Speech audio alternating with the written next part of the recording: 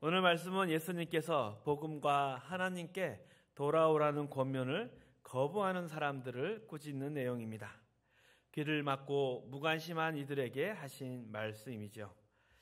전체 맥락을 보면 앞에서 화 있을진저 고라시나, 화 있을진저 벳사다야 이 부분과 연결이 되어 있습니다. 그리고 여기서 수고하고 무거운 짐진 자들은 복음을 거부하고 하나님께 돌아오지 않는 자들을 가리킵니다. 자신 인생의 짐을 홀로 지고 해결할 수 없는 문제를 혼자 안고 살아가는 모든 인류를 상징하는 표현이라 하겠습니다.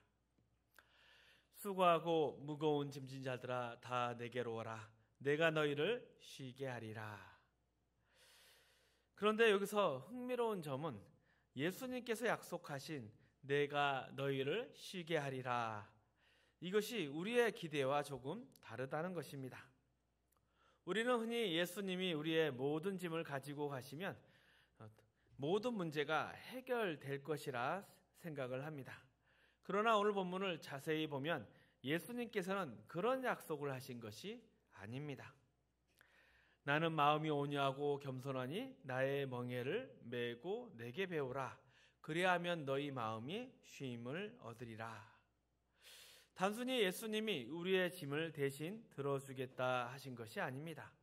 오히려 그분의 멍에를 메고 그분께 배우라고 말씀하십니다. 그리고 그렇게 할 때 우리의 마음이 비로소 쉼을 얻는다는 것입니다. 예수님께서 약속한 것이 무엇입니까? 그것은 우리 마음에 쉼을 주시고 짐을 지는 법을 가르쳐 주신다는 것입니다. 짐을 벗어놓아라. 내가 대신 져주겠다. 이런 말씀이 아니고 또 우리의 삶의 모든 환경과 형편이 개선된다는 그런 약속도 아닙니다.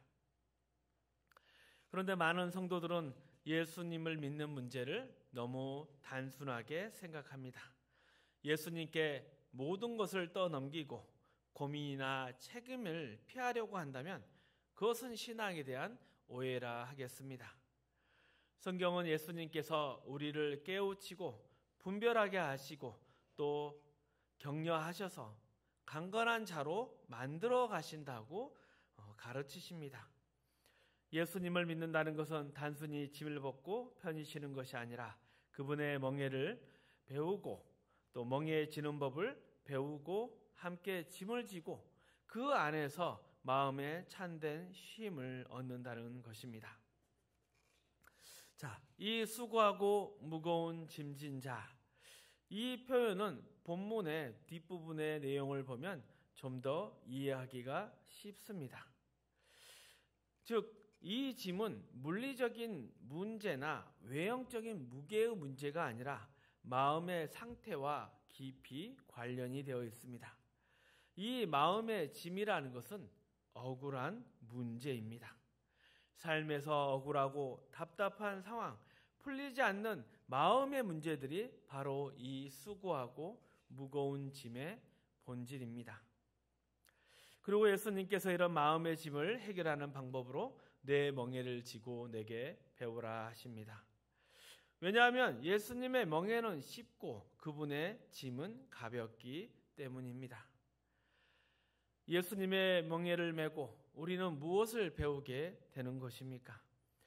예수님의 온유함과 겸손한 마음을 배우고 억울함을 견디고 이겨낼 수 있는 지혜와 힘을 얻게 되는 것입니다. 그렇게 할 때 우리 마음이 참된 쉼을 얻을 수 있다는 것이 예수님의 약속입니다. 여기서 중요한 힌트는 예수님께서 말씀하신 멍에가 무엇인가 하는 것입니다. 실제 예수님이 지신 멍에는 바로 십자가였습니다. 십자가는 예수님께서 우리의 죄를 대신 지신 자리이며 그분의 생명으로서 우리를 구속하신 것입니다. 그런데 이 십자가의 짐이 얼마나 무거운 것이었습니까? 예수님께서는 십자가 위에서 나의 하나님, 나의 하나님, 어찌하여 나를 버리셨나이까? 고통 속에 부르짖으셨습니다. 그리고 또 그 십자가를 지고 골고다 언덕을 오르시면서 지쳐 쓰러지셨고 결국 구레네 사람 시몬이 대신 짐을 지고 가야 했습니다. 그만큼 이 짐은 물리적으로나 심적으로 상상할 수 없는 고통스러운 짐이었습니다. 그런데도 예수님은 이 짐을 두고 내 멍에는 씻고 내 짐은 가볍다 하십니다. 그 이유가 무엇일까요? 그 답은 바로 예수님의 마음 자세에 있습니다. 예수님께서는 나는 마음이 온유하고 겸손하니 라고 말씀하셨습니다. 즉 짐의 물리적 무게나 고통이 실제로 가벼워서가 아니라 그 짐을 지는데 마음이 온유하고 겸손했기 때문에 억울함이 없으셨다는 것입니다. 예수님은 그 십자가를 하나님의 뜻으로 받아들이셨고 사랑으로 감당하셨습니다. 억울한 마음이나 불평 없이 온유하고 겸손한 마음으로 그 고통을 달게 여기셨기에 그 짐은 예수님에게 있어 쉽고 가벼운 것이 된 것입니다. 예수님께서는 자신이 지신 짐에 대해서 억울함을 느끼지 않으셨다는 점을 성경 여러 곳에서 확인할 수가 있습니다. 예수님께서 체포되시던 밤 베드로는 칼을 뽑아서 대제사장의 종 말고의 길을 베었습니다. 그때 예수님은 베드로를 꾸짖으면서 말고의 길을 고쳐주셨습니다. 그리고 이렇게 말씀하셨죠. 내가 지금 아버지께 구하여 12군단도 더 되는 천사를 부를 수 없는 줄로 아느냐. 여기서 말하는 군단은 당시 로마군의 편제로서 보통 3,000명, 많게는 6,000명의 병력을 가리킵니다. 이를 오늘날로 보면 사단 정도의 규모라고 합니다. 그러니 예수님께서 12사단 이상의 천군 천사를 동원할 수 있다 이리 말씀하신 것이죠. 그러나 예수님께서는 이 능력을 사용하지 않으셨습니다. 왜냐하면 예수님은 처음부터 하나님의 뜻에 따라 우리를 죄에서 구속하시기 위해 죽으러 오셨습니다. 십자가로 가는 길이 육체적으로나 정신적으로 극심한 고통을 수반했지만 예수님은 그것을 억울해하지 않으셨습니다. 오히려 자발적이고 기쁜 마음으로 그 길을 걸으셨습니다. 또한 우리는 예수님께서 수가 동네에서 우물가의 여인과 나누신 대화를 기억합니다. 예수님과 대화를 나눈 여인은 놀라서 동네로 돌아가 예수님을 증거하러 갔습니다. 그 사이에 먹을 것을 구하러 갔던 제자들이 돌아와 예수님께 음식을 권하며 말했습니다. 예수님 드십시오. 그러자 예수님이 말씀하셨습니다. 나는 먹었다. 나는 너희가 알지 못하는 양식이 있다. 제자들이 의아해하며 말했습니다. 누가 주님께 음식을 드렸단 말입니까? 이에 답하십니다. 내 양식은 나를 보내신 이의 뜻을 행하며 그의 일을 온전히 이루는 것이다. 이 말씀은 한마디로 예수님께서는 아버지의 뜻을 이루는 것이 가장 큰 기쁨이었다는 뜻입니다. 우리가 흔히 밥 먹는 것보다 더 좋아한다는 표현처럼 예수님께서는 하나님의 뜻을 행하는 것이 삶의 이유였으며 존재의 목적이었습니다. 요즘식으로 표현하자면 커피 마시는 것보다 더 좋아한다. 이리 말할 수 있습니다. 예수님께서 말씀하신 나는 마음이 온유하고 겸손하다는 것은 바로 이런 의미를 담고 있습니다. 아버지의 뜻을 이루는 것이 예수님께서는 억울한 짐이 아니라 기쁨과 즐거움의 이유였습니다. 예수님의 멍에가 쉽고 짐이 가벼운 이유는 그 마음에 온유와 겸손이 있었기 때문입니다. 수고하고 무거운 짐지자들은 억울함을 느끼는 사람들입니다. 그러나 그 억울함은 자세히 살펴보면 오해에서 비롯된 경우가 많습니다. 억울할 이유가 없는데 상황을 잘못 이해했거나 자신의 기대와 다르다는 이유로 억울하다고 느끼는 사람들입니다. 이런 사람들을 예수님은 초대하십니다. 수고하고 무거운 짐진 자들아 다 내게로 오라. 그렇다면 우리 믿는 사람에게도 가장 억울하게 느껴지는 것이 혹 있을까요? 우리가 느끼는 가장 큰 억울함은 바로 예수를 믿어도 그 보상이 없다는 것입니다. 예수 믿으면 남들처럼 큰 부자가 되거나 돈벼락을 받지는 않아도 최소한 믿는 것에 대한 현실적 보상이 있어야 하지 않느냐, 이런 기대가 있습니다. 그래서 현실에 그 기대가 채워지지 않으면 우리는 억울함을 느낍니다. 이런 억울함은 성경 속 욥기서에도 잘 드러나 있습니다. 욥기를 보면 욥은 끊임없이 하나님께 이렇게 아우성칩니다.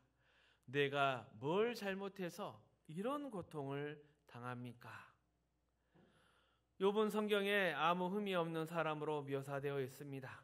신앙적으로나 윤리적으로, 도덕적으로 흠잡을 데 없는 사람으로 표현됩니다. 심지어 욥 자신도 나는 잘못한 것이 없다 확신할 만큼 의로운 사람입니다. 그런데도 욥은 엄청난 고통을 당합니다. 하루아침에 모든 재산을 잃어버렸고 사랑하는 자녀들이 있고 자신은 심각한 병에 걸려 육체적, 정신적으로 극심한 고통을 겪습니다. 말 그대로 안팎으로 철저히 그의 인생이 무너져 내렸습니다. 그의 고통 소식을 듣고 찾아온 새 친구들도 위로는커녕 욥을 더욱 괴롭게 합니다. 너 분명히 뭔가 큰 죄를 지었으니 빨리 회개해라. 욥은 단호히 말합니다. 나는 절대 죄를 지은 것이 없다. 그럼에도 친구들은 몰아세웁니다. 너가 잘못한 게 없다면 왜 이런 벌을 받겠느냐? 너가 인정하지 않을 뿐이지 분명 너가 잘못한 것이 있을 거다. 이 대화들은 더욱 욥을 억울하고 괴롭게 만듭니다. 욥은 그 고난 가운데 계속해서 불평을 쏟아냅니다. 그는 하나님께 직접 대놓고 막말은 하지 않았지만 불평과 한탄을 우회적으로 표현하며 억울함을 드러냅니다. 나는 왜 태어났을까? 왜 내가 건강해서 지금까지 살아서 이런 고통을 당해야 하는가? 내 생일이 달력에 없었더라면 내가 이 세상에 태어나지 않았으면 좋았을 텐데. 이런 한탄은 깊은 억울함과 절망에서 나온 것입니다. 욥은 자신의 고난에 대해서 그 이유를 알 수 없으니 결국 자신의 존재 자체를 부정하고 싶을 만큼 괴로워합니다. 더 나아가 욥은 하나님께 이렇게 탄원합니다. 하나님, 나 같은 것이 죄를 좀 지었다고 해서 어쩌겠습니까? 영원하시고 무한하시고 완전하신 하나님께서 나같이 이렇게 초라한 존재를 왜 그렇게 신경 쓰십니까? 내가 조금 잘못했다고 한들 하나님께서 그렇게 속이 상하셔서 나를 이렇게 괴롭히셔야 하겠습니까? 이런 욥기의 결론은 욥이 하나님을 더 깊이 깨닫게 되는 것으로 끝납니다. 욥은 고난과 억울함 속에서 하나님께 끊임없이 질문하고 불평했지만 결국 이리 고백합니다. 내가 전에는 하나님을 귀로만 듣기로 하였더니 이제는 눈으로 봅니다. 욥은 인생의 고통을 통해서 하나님이 누구신지, 인간이 무엇인지, 그리고 왜 하나님께서 인간의 삶에 간섭하시며 고통을 허락하신지를 깨닫습니다. 비로소 욥은 하나님의 크심과 인간의 연약함을 알게 되고 하나님의 섭리 속에서 자신의 위치와 나아가야 할 삶의 목표를 깨닫게 됩니다. 그리고 이 메시지는 신약의 히브리서 12장과 연결됩니다. 히브리서 12장은 초대교회의 유대인 그리스도인들에게 주어진 말씀으로 당시 그들은 안팎으로 극심한 고난과 핍박을 받았습니다. 유대인으로부터는 예수를 메시아로 믿는다는 이유로 매장당하고 이방 세계로부터는 핍박을 받으며 고통 속에 있었습니다. 그래서 이렇게 묻습니다. 왜 우리가 진리를 깨닫고 생명을 얻었으며 하나님께 헌신도 했는데 이렇게 어려운 삶을 살아야 합니까? 이에 대해서 히브리서 12장은 이렇게 답합니다. 너희가 참음은 징계를 받기 위함이라.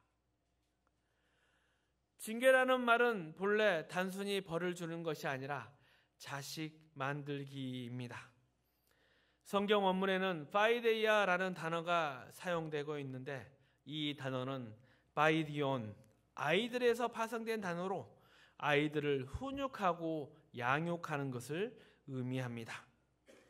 즉 징계라는 것은 하나님의 자녀로 만들어가는 과정을 말합니다. 왜 예수를 믿는 인생이 고달플까요? 그것은 우리가 믿어서 기계적으로 어떤 보상을 얻는 것이 아니라 하나님의 자녀로서 훈련을 받아야 하기 때문입니다. 자녀를 키워보셨으면 잘 아실 것입니다. 아이를 낳는 것보다 기르는 것이 훨씬 더 어렵습니다. 어렸을 때는 육체적으로 힘들게 하고 대학을 가면 대학생답게 속을 썩이며 군대에 가면 씩씩한 군인처럼 속을 태우고 결혼하면 결혼한 대로 걱정을 끼칩니다.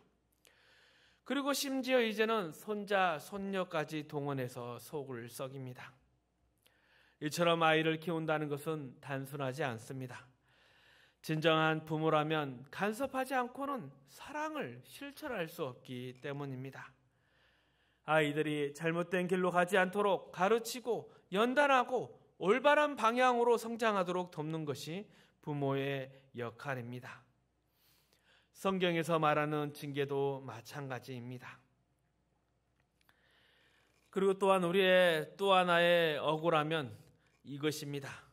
왜 세상의 일이 불공평합니까? 하나님이 온 천하의 주인이시고 우리를 사랑하셔서 아들까지 아끼지 않고 보내신 분이신데 왜 이 세상에는 공의가 실현되지 않고 왜 악인들은 더 잘 살고 의인은 보상받지 못합니까? 이런 근본적인 질문이 우리 마음에 억울함과 불평을 불러일으킵니다. 이 억울함과 분노가 가장 잘 표현된 곳이 바로 시편 73편입니다. 시편 기자는 이렇게 고백합니다. 왜 악당들이 더 잘 삽니까? 왜 사기꾼들이 형통하며 의로운 사람은 왜 고통을 당합니까? 그의 분노가 이렇게 터져 나옵니다. 저들은 살찜으로 눈이 솟아나고 그들의 마음은 소은 넘쳐났으며 악인들이 너무 잘 먹고 잘 살아서 눈까지 튀어나올 만큼 살이 쪘다는 것입니다. 얼마나 강력한 표현입니까? 밥이 배에만 들어간 것이 아니라 머리도 밥통이 된 것 같다. 이렇게 표현하며 분노와 억울함을 호소합니다. 더 기가 막힌 것은 이것입니다. 그들은 죽을 때도 평안하며 살 때도 잘 살았고 죽을 때는 다를 줄 알았더니 죽을 때조차 고통 없이 평안하다는 것입니다. 이런 상황에 시편 기자는 분노와 억울함을 감추지 못합니다. 이와 같은 불평과 한탄은 우리가 세상을 살면서 종종 느끼는 감정 아닙니까?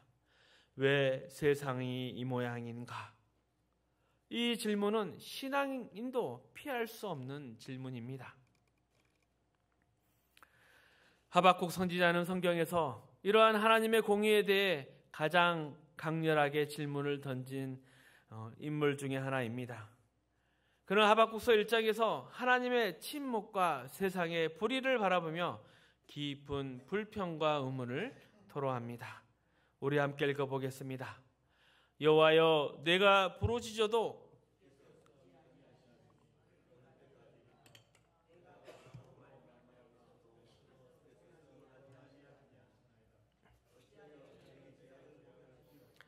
폐역을 눈으로 보게 하시나이까? 겁탈과 강포가 내 앞에 있고 변론과 분쟁이 일어났나이다.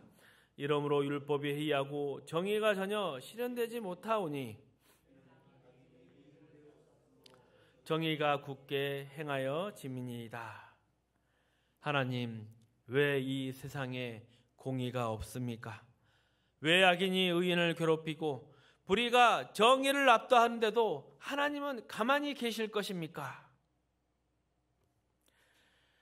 계속해서 12절 14절입니다. 선지자가 이르되 여호와여 나의 하나님이여 나의 거룩한 이시여 주께서는 만세 전부터 계시지 아니하시나이까? 우리가 사망에 이르지 아니하리이다.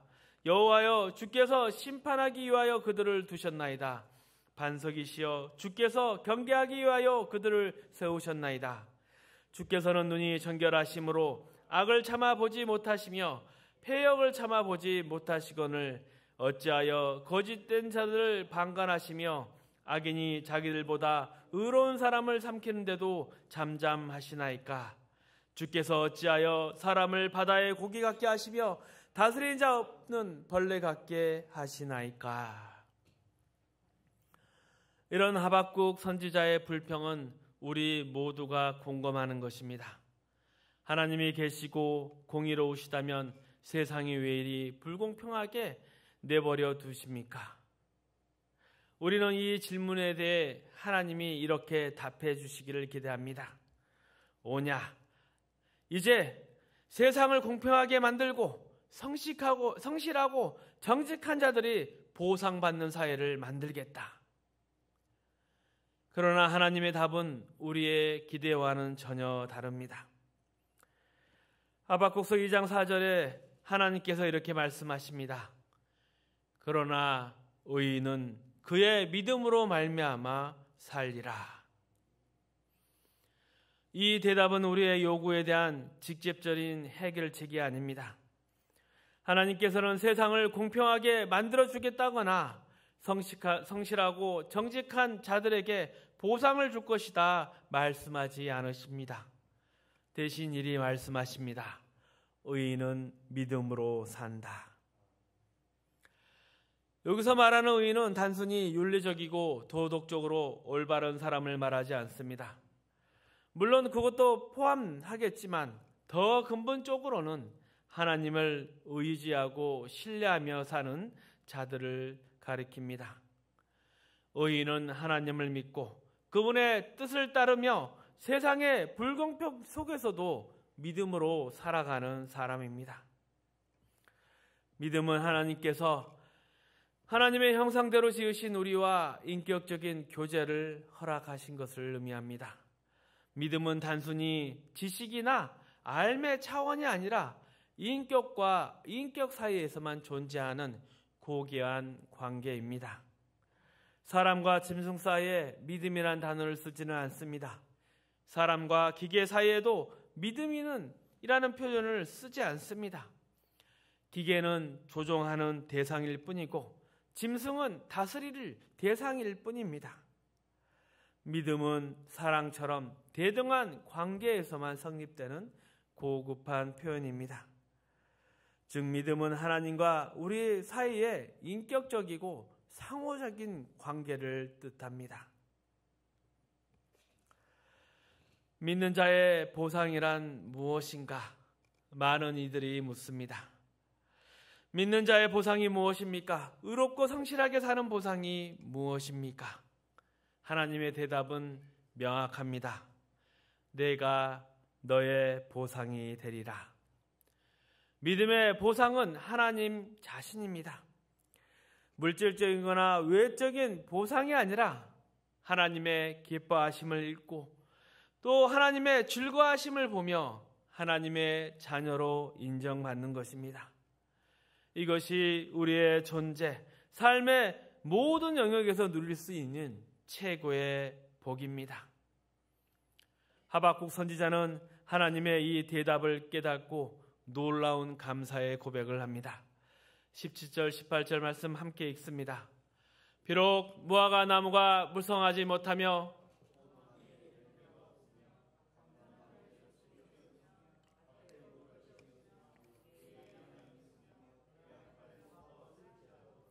나는 여호와로 말미암아 즐거워하며 나의 구원의 하나님으로 말미암아 기뻐하리로다.